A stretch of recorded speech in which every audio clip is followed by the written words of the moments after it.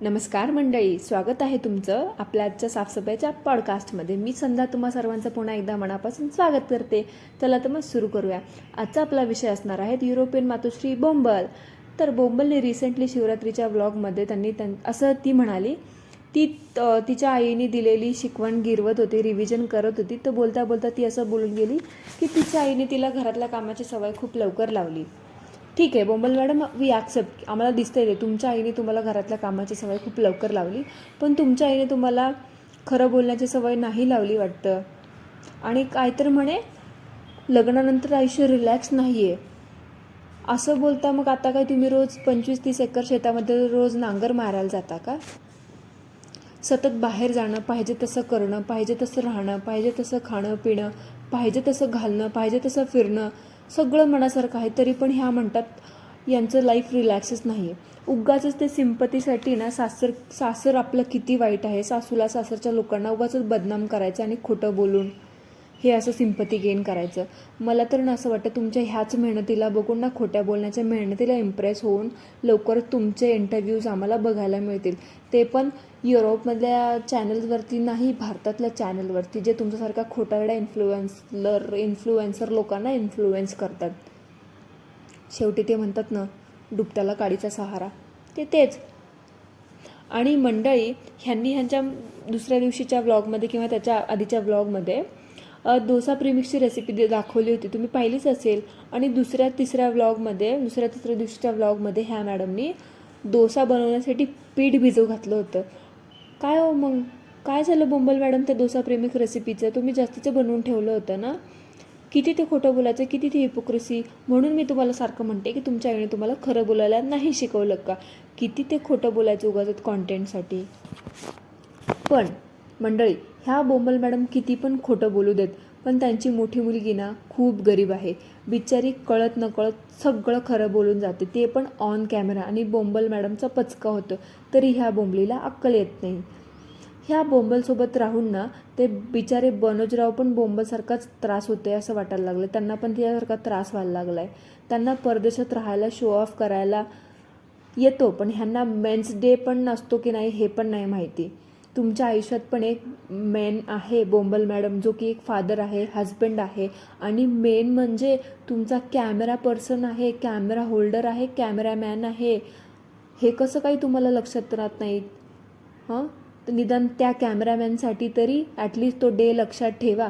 जसं out of इंडियामध्ये celebrate करतात ना वेगवेगळ्या फॉरेन कंट्रीजमध्ये वुमेन्स डे, जसा मेन्स डे पण असतो, आणि आता तो भारतात पण सेलिब्रेट करत आहात. जरा त्या चार भिंतीतून बाहेर पडलात ना बोंबल मॅडम, तर तुम्हाला कळेल की मेन्स डे नावाचा प्रकार पण असतो.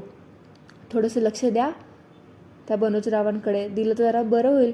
नाहीतर इतर वेळी फक्त गिफ्ट्स घ्यायला आणि टँट्रम्स हे करायला, थ्रो करायला फक्त बनोजराव आठवतात. मेन्स डेला नाही आठवत का तुम्हाला बनोजराव? आणि इतर वेळेस म्हणायचं मी खूप लकी आहे, मी खूप लकी आहे. कधीतरी त्या बनोजरावांना पण लकी फील करून द्यायचं ना, हे नाही कळत का? हे सगळं झालं आणि लगेचच बोंबलने आपल्या ट्रिपला जाण्यासाठी निघाल्या. तीच त्याची त्यांनी एवढी बोंबाबोंब करून अनाऊन्समेंट केली होती त्याच गर्ल्स ट्रिपसाठी. नेहमीसारख्याच काय वेअर केलं ते पण दाखवलं, आणि बोंबल मॅडम किती बावळट दिसत आहेत हे सुद्धा दाखवलं. पण काय हो बोंबल मॅडम, व्हाईट कलरचा क्रॉप टॉप का नाही घातला तुम्ही? आणि हिल्स पण नाही घातल्या का बरं? तुम्ही असं खोटं वागता. त्या दिवशी तर दाखवलं ना तुम्ही त्या व्लॉगमध्ये की व्हाईट टॉप आणि हिल्स किती कूल दिसतात ह्या सगळ्या जीन्सवरती वगैरे, आणि आज स्वतःच आखूट टी शर्ट घालून निघाल्या. मला ना तुमचं हेच पटत नाही. तुम्ही दुसऱ्याला एक दाखवता आणि स्वतः एक करता. म्हणून मी तुम्हाला म्हटलं की तुमच्या आईने तुम्हाला खरं बोलायला नाही शिकवलं का? आणि मंडळी, ह्या बोंबलची गर्ल्स ट्रिप ना फक्त नावासाठीच गर्ल्स ट्रिप होती. तिला असं वाटलं असेल कित्येक महिने झाले सबस्क्रायबर तर काही वाढत नाही आहेत, आकडा तोच तो आहे आणि व्ह्यूज पण कोसळले आहेत, तर मग हा एक चांगला चान्स आहे सगळं कव्हरअप करण्याचा. म्हणून मॅडम निघाल्या ट्रिपसाठी. तर आता मला तर असं वाटत नाही की बोंबल मॅडम ट्रिपला गेल्याने ट्रिप एन्जॉय करत असतील आणि बाकीच्या बायकांना पण एन्जॉय करू देत असतील. सतत ते आपल्या तोंडात काहीतरी चगळत राहायचं, मचांग करत, आणि व्हिडिओ रेकॉर्ड करत असायचा. आणि मला तर असं पण वाटलं नाही की त्या व्हिडिओमध्ये त्या दाखवतात ना ज्या बायका होत्या त्या पण काही इंटरेस्टेड अशा होत्या तुझ्या व्लॉगमध्ये, असं नाही दिसलं. कारण त्या पण असं येऊ की नको येऊ की नको असं दाखवत होत्या कॅमेऱ्यावर. आणि तू बळत जाऊन त्यांना कसं वाटलं कसं वाटलं हे कसं वाटलं कसं वाटलं हे. त्यांनासुद्धा तुझ्या व्लॉगमध्ये यायला काहीही इंटरेस्ट नाही हे त्यांच्या वागण्यावरतून, बोलण्यावरतून, हातवाऱ्यांवरतून कळतं. पण तुला कसं कळत नाही काय माहिती. मंडळी, मी तुम्हाला सांगते, मी जर त्या ठिकाणी त्या बायकांमध्ये कुठे असते किंवा माझ्यासारखी बाई असती ना, तर तिने अगोदरच ह्या बोंबलला वॉर्निंग दिली असती की हे बघ बाई बोंबल, तुला आमच्यासोबत ट्रिपमध्ये यायचं असेल तर तुझं ते काही आहे ना कॅमेरा व्लॉग वगैरे ते सगळं घरी ठेवायचं आणि फक्त एन्जॉय करायचं असेल तरच आमच्याबरोबर ये. नाहीतर हे सगळं करायचं असेल ना कॅमेरा व्लॉग रेकॉर्डिंग वगैरे तर नकोच येऊ. उगा बोंबला बोंबली करायला यायचं असेल तर नकोच येऊ, तू घरीच बस. पण त्या कसल्या बायका, त्यांना पण कुठेतरी मजा घ्यायची असेल ना, म्हणून त्या म्हटल्या चला एंटरटेनमेंट तेवढंच. पण खरं सांगू का, मला पण त्या बायकांची कमाल वाटते. Hats off to you all that womans ज्या त्या दिवशी त्या गर्ल ट्रिपमध्ये होत्या. काय तुम्ही पण त्या ना बनोजरावांसारख्या एकदम खंबीर आहात ह्यांना टॉलरेट करायला. So hats off to you. आणि बोंबल मॅडमला ना रिसेंटली बहुतेक मला असं वाटतं आता गर्ल्स ट्रिपला गेल्यामुळे ना ह्यांच्या अकाउंटचं ॲक्सेस नसावं, त्यामुळे ह्यांच्या अकाउंटमधल्या ज्या काही निगेटिव्ह कमेंट आहेत का किंवा ज्या फनी कॉमेंट्स आहेत त्या काही डिलीट होत नाही आहेत. त्यातलंच काही कॉमेंट्स मी तुमच्यासाठी शोधून काढलं तर तुम्ही बघा. आता मी तुम्हाला काही सांगते त्या कॉमेंट्स. तर कोणीतरी अशी कमेंट केली होती की तुम्ही स्वतःला 20 वर्षाच्या समजता. अहो कमेंट करणार ताईंना कसं सांगू वाटा, अहो ताई त्या स्वतःला 20 वर्षाचं समजत नाहीत, त्या आहेतच मुळात 20 वर्षाच्या. तुम्हाला नाही का कळत? त्या बघा योगा करतात, किती स्वतःला हेल्दी ठेवतात, आठवड्यातून 4 वेळाच फक्त तळलेलं पदार्थ खातात, लोकांना मैदा वगैरे नाही खायचं असं ज्ञान देतात. पण त्याच थोड्या वेळाने स्वतः जाऊन कुकीज खातात, ब्रेड खातात, पिझ्झा खातात. त्याच्यामुळे त्या हेल्दी आहेत. तुम्हाला पण हेल्दी राहायचं असेल तर तुम्ही पण असंच डाएट वगैरे फॉलो करू शकता. आणि अजून एक कमेंट होती, ट्रिप तर काही वाटली नाही पण फक्त शॉपिंगच होते आणि तुझा चेहराच जास्त दिसत होता. अहो ताई, जी व्यक्ती स्वतःचा चेहरा दाखवण्यासाठी ऑब्सेस्ड असेल आणि जिला कॅमेरा अँगल वगैरे कॅमेरा होल्ड करण्याची पद्धत माहीत नसेल ती फक्त चेहराच दाखवणार ना, अजून काय दाखवणार बरं? तुम्ही ह्यांच्याकडून अजून अपेक्षा काय घेऊन बसलात? अजून एक कमेंट होती की फ्लॉवर मार्केटमध्ये फक्त फ्लॉवरच आहेत का, अजून काही नाही आहे का? आता कमेंट करणाऱ्यांना कसं सांगणार की बोंबल मॅडमसोबत आता बनोजराव नाही आहेत कॅमेरामॅन म्हणून, नाही तर इथपर्यंत याच्या अगोदर त्यांचे जेवढे व्हिडिओज जे काही आहे ते 2.5 लाखापर्यंत पोहोचण्याचा प्रवास वगैरे तो फक्त आणि फक्त बनोजरावांच्या हुशारीमुळे आणि त्यांच्या स्किल्समुळे तो कुठेतरी सक्सेसफुल झाला आहे. नाहीतर बोंबल मॅडम ब्लॉग करत असताना तुम्हाला फक्त फ्लावर्सच बघायला मिळाले असते. मग आता ते ठरवा तुम्ही. आणि मंडळी, अजून एक गोष्ट तुम्ही नोटीस केली का?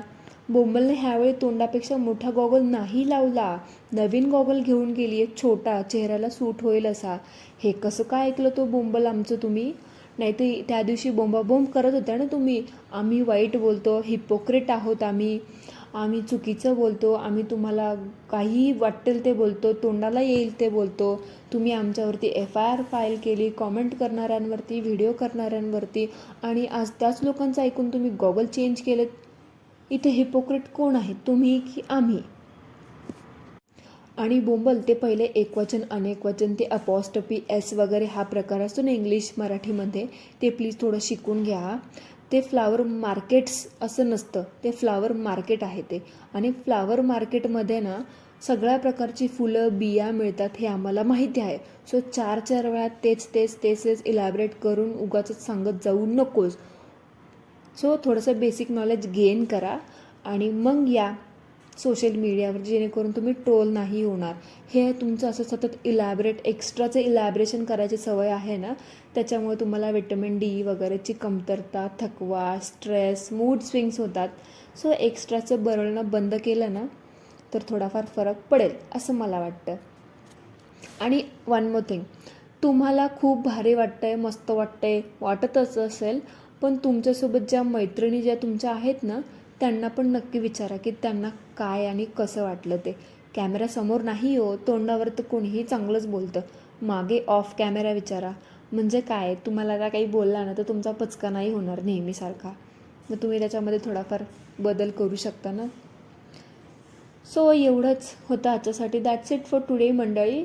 तर आजचा हा आपला पॉडकास्ट इथे संपला असं मी जाहीर करते. भेटूया पुन्हा एकदा एका साफसफाईच्या नवीन पॉडकास्टसोबत. तोपर्यंत सगळ्यांनी लक्ष ठेवा आजूबाजूला कोण घाण पसरवत आहे, मला नक्की सांगायला विसरू नका. तोपर्यंत सर्वांनी काय करायचे ते करा. As always thank you so much. धन्यवाद.